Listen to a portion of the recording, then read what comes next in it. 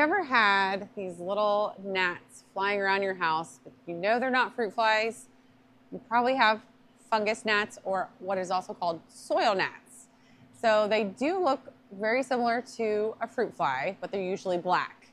And you'll see them flying around maybe some of your potted plants. Sometimes they gravitate towards the window. They'll even like fly up at your face.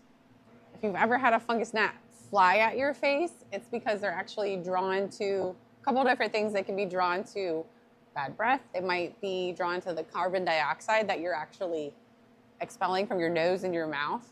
And they're also attracted to moisture and salts. So if you have that on your skin, they'll be drawn to that as well. So that's why you feel like they're constantly trying to like fly up your nose. They just want the carbon dioxide you're giving off. They have a relatively short life cycle. From hatching to dying as an adult, they live about a month. They're really easy to get rid of. I mean, overall, in the scale of pests, they're not that awful of a pest to have. Pretty common. They can come in with maybe some soil that's not very sterile, or it's old, it's been wet. They love moisture. They could just come in on your shirt because they're so tiny. Maybe they blew into your house when you open the door. Outside, you don't really notice them, but in your house, because it's protected, or like in a greenhouse setting, they can thrive. So, how do you get rid of them? One way is just to let your soil dry out, as much as you can without killing your plant.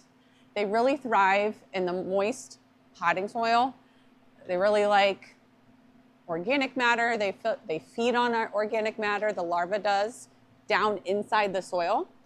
The eggs, they will lay their eggs down in the soil, and then the adults come out and fly around. So the adults aren't really doing anything. They're not like your whiteflies or your mealybugs that are sucking on the leaves of your plant. They're just being a nuisance. The larvae, when they hatch, those potentially could be feeding on the roots of your houseplants, and if it's bad enough, which would have to be really, really bad, could potentially harm your plant. So letting your potting soil dry out as long as possible between waterings is one way to knock the population down. Just keep that in mind too. If you have fungus gnats, you might be overwatering your houseplants. Keep that in mind. Another way is to treat them with something called BT, which is short for Bacillus thuringiensis. Don't quote me on that pronunciation. But it is actually a bacteria that infects the larva and they die. It's the same type of bacteria that you can use to kill mosquito larvae. So it's available in these little pellet form, that the bacteria is in these pellets. So you can sprinkle it in on the top of your soil, so when it's watered, the water runs over those pellets and goes down into the potting soil. Another way to use it is to let it soak in your watering can, and then use that water when you water your houseplants. It's not really fast acting. You're going to need to be using it for a month or two to really stop that life cycle. And it doesn't kill the adults necessarily, unless you were to have a spray form on it, spraying it around your house. But we don't want to be spraying anything in our house if we can help it.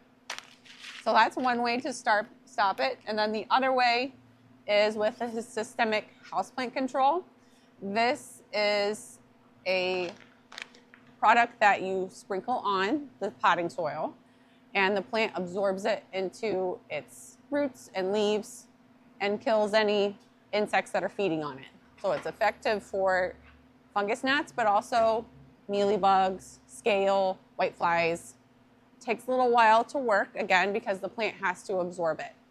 So I've used these together, and I've used one or the other. So if you have an issue with that, it's really a common question we have all throughout the year. So if you have fungus gnats, don't worry, you're not alone. And yes, there are solutions.